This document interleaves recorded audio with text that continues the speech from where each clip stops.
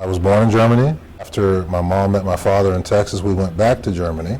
Left Germany, came back, lived in North Carolina. So we lived in Fayetteville. He was stationed in Fort Bragg. Moved around a few times, went to Mississippi, a little time in Mississippi, and then we went back to Germany again. And then came back and lived in Colorado. Colorado is where I went to high school and college. I played football in Colorado. And then that's where I went to school and graduated from there and played a little football after that. Your dad served in Vietnam because he got drafted. Correct. What stories did he share with you about what he did over there? He was a crew chief in Huey helicopters. He served multiple tours in Vietnam. When he came back, he decided he wanted to get out of the back of the helicopter and get in the front of the helicopter, so he went to flight school. Did he really? Yes.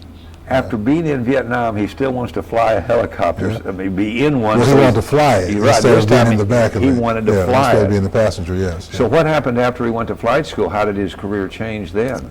Well, he went to flight school in Fort Rucker, Alabama. Yep. And then he started off flying Hueys, went back to Germany, came back, and then he flew Cobras and Apaches. And his last duty station was Fort Carson, Colorado. Did you learn German? I did. So we went back to Germany multiple times. I left when I was a teenager. So at that time, you're taught German. We lived both off and on base. So living off base was kind of cool because you're living in a neighborhood which is full of Germans. So you learn their culture, and they're very nice and invite you over for dinner and lunch and breakfast. And you walk downtown, and most of them speak English, but you want to speak their language as well. So it was a very cool experience. Where you're sitting now, looking back on that experience, being born in Germany, living and being reassigned there several times, how do you think that experience impacted you to becoming now the businessman that you are, do you think? Oh, it helped me. I've learned how to make friends, how to adapt to whatever community I'm in, how to get involved, and how to figure out, what is happening in the community so I can better strive in that community. Talk a little bit about the football you played, because that took you around the country a little bit. It did. So, I played my college football in Colorado at Colorado Mesa University, which, was a good time. When I graduated from there, I played arena football. And my first stop was in North Dakota, which was very cold, which I wasn't ready for that, but thankfully we played indoors. Then I was in Detroit, so I played in Detroit for the Detroit Fury, and we played in the Palace in Auburn Hills. Got hurt, so then I went to Augusta, Georgia here, and loved Augusta. I spent a little time in Houston, playing there, and then at that point I decided to get out of football and, preserve my knees and start my career. When you get out of football, then what do you do? Got in the car business. Where? Las Vegas, Nevada. Las Vegas, Nevada. This only gets better. Yeah. So how did that come about? Well, in college, a girl I was seeing at the time, she lived in Las Vegas. So when she moved to Las Vegas, off season when I was playing football, I would go visit her in Las Vegas, and then when I got done playing football, I just decided to stay there and start my automotive career. My degree's in business management, so I looked at some finance type jobs and some management type jobs, and I applied, but they just didn't. I didn't feel the same about them about being around cars, and so I never selling before. I took a shot at car sales. I applied at a couple different dealerships, and the ones that hired me, I went in, and kind of the rest is history. Do you remember the first car you sold? Oh yeah. Tell me that story. It was a 2000 Chevy Tahoe, LS, blue in color. I'll never forget it. And it was like late one night in Las Vegas. I think we stayed open until 10 o'clock. So it was about 9 o'clock at night. I met this couple, and they told me what they wanted. I found them a Tahoe, and made my first sale. So how did you feel after that? I felt great. It was just, I learned it's just people, just talking to people and listening to their wants and needs and finding something that fits. So I was in Vegas for about 16 years or so, 15, 16 years with that group. And then they had an opportunity to buy some stores in northern Arizona. So they were going to buy 4 stores in northern Arizona. And they asked me if I would go run the 4 stores. And I'd never heard of the town in northern Arizona, so at first I declined.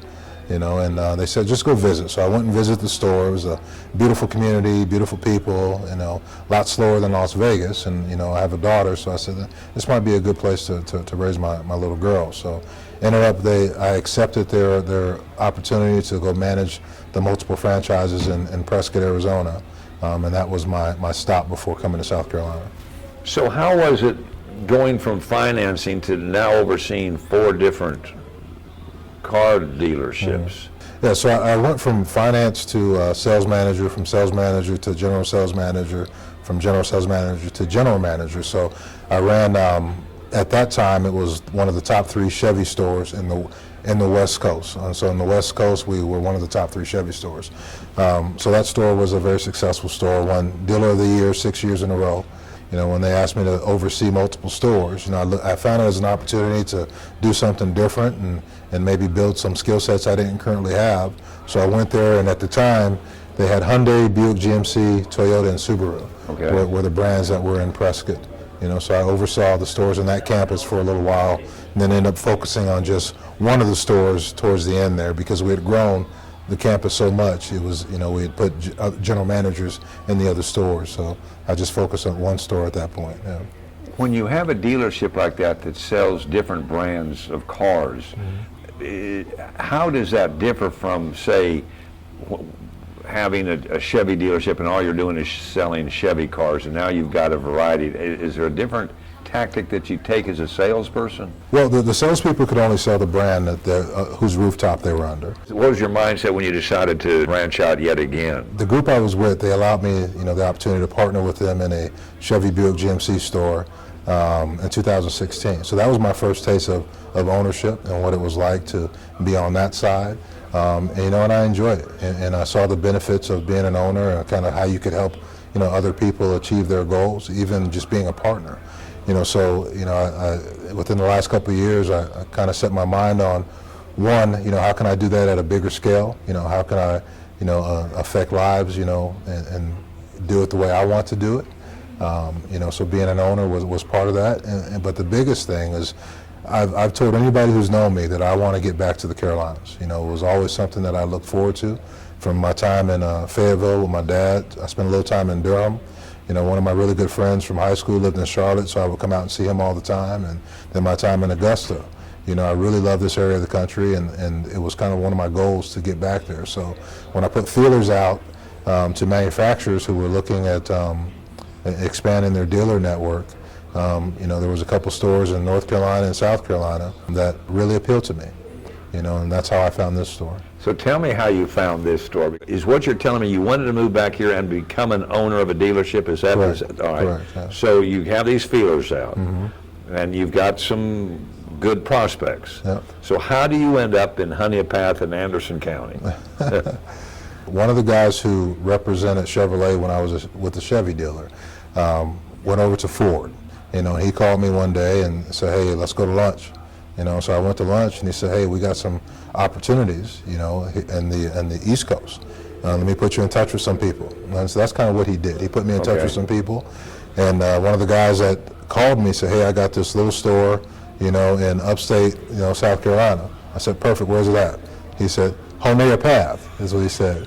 And obviously it's Honea Path. But I was like, what's Honea Path? And he kind of told me about it. He said, well, it's not far from Clemson. He said, well, you're a football guy. You know where Clemson is, right? So, yeah, I know where Clemson is. So he asked me to fly out here and take a look, and that's what I did. You flew into Greenville-Spartanburg. I did. Never been to the upstate before? Never been in the upstate before, no. So you get off the plane, you get on I-85, and you're heading this way. What's going through your mind of what you're seeing? And kind of give me a play-by-play coming down the road to Honea Path. It's very green. Driving through the woods is not something that I was, have been used to, being out west for as long as I've been out west. And being in metro markets for the most part, when I turned the corner and saw the store, the store is beautiful. It's definitely a different setting, being a store in the middle of a smaller town versus being a big store on the side of an interstate on the highway.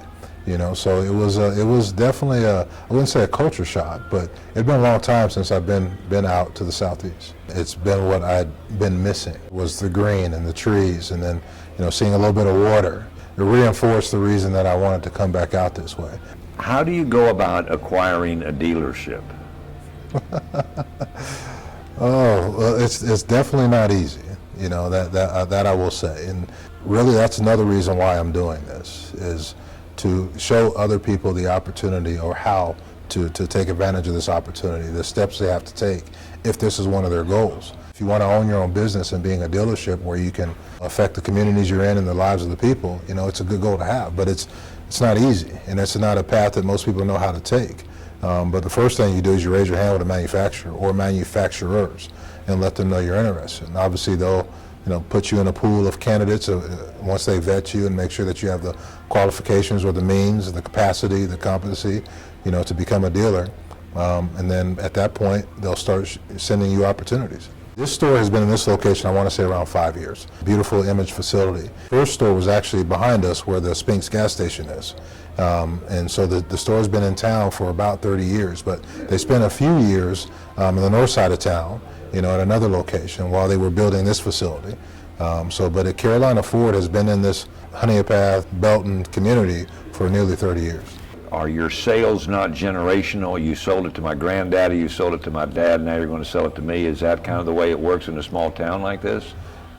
Yeah, I see some of that, being somewhat new here, but I do hear the stories about, people who've bought cars here and their father and grandfathers or whatever have bought vehicles here. It's not to the level where maybe I think it should be, but I definitely hear those stories, and not really just on the sales side, but on the community side. In these towns, a lot of these homes that people live in are family homes where multiple generations have lived in that home. And most people have been in this town since they were born, and their fathers are here, their grandfathers are here, their grandmothers are here, and their brothers all live in the town. So it's cool because that community, once they embrace you, you've got customers for life, assuming you take care of them. Going back to after the paperwork was done with the Ford people, and you signed the last signature on some piece of paper that now declared you owner of this dealership. What was that like? What was going through your mind?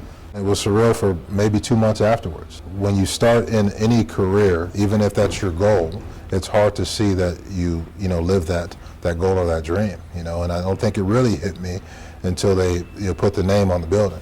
The banner was up there for a few months, and that was nice. It still didn't feel right, but once they took the banner down and put the name up on permanent letters, I think at that point I knew it was real. The first challenge is always going to be people. The people that are here, making sure that they understand your vision and you understand what role they play, and that it's cohesive in nature for you to move forward. I mean, that's always the biggest challenge. And then who are you going to bring in to support? We had, when I bought the store, we had 21 employees. I mean, we've grown since then. But that's always the hardest part, is because they don't know you. They don't know whether to trust you or what to think of you. So it's, building that culture and building that sense of trust, because people don't function if there's a lack of trust. So building that trust with them is always the hardest part. Are you surprised you've been able to do as much as you have and have been accepted the way you have in just 6 months? Yes, I am. With the community has been very welcoming. And it's been great, from Honea Path to Belton to Anderson to Abbeville to Lawrence to Ware Shoals to Due West, 96, everywhere we go, people have been very, very supportive. How do you sell McCoy Ford to people that come in here? What's your sales pitch? We don't have a sales pitch, we just have good people, and we let them sell themselves. The difference really with us is our people. Price, you can get a lower price somewhere else, 100%. There's a lot of places around here the price will be lower than ours, but we have people that care, and I think that's the biggest thing, is our people care.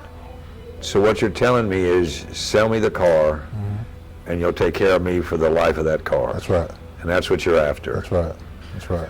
What other things have you done in the 6 months to reach into the local community? We have a marketing team who's phenomenal, and they go out to different events. They've been to football games. They've been to parades. Anytime there's something downtown here, they get involved. Obviously, we've gone to different shelters and volunteer, things of that nature.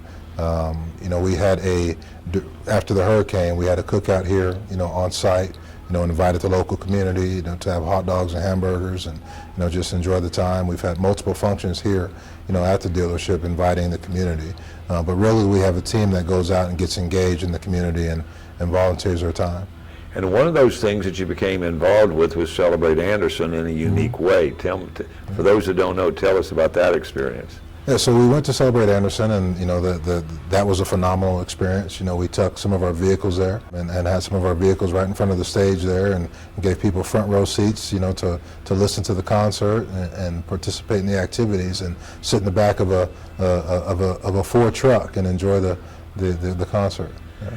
Speaking of Ford trucks, how is it to have a dealership whose product is sold more in South Carolina than any other vehicle? Well, we definitely have an advantage, and I like having that advantage. But it's the F-150 is the #1 selling vehicle in the state of South Carolina. New, used, you take your pick, and it's not even close. So to be able to represent the Ford brand and sell the Ford truck, either new or pre-owned, it's definitely rewarding.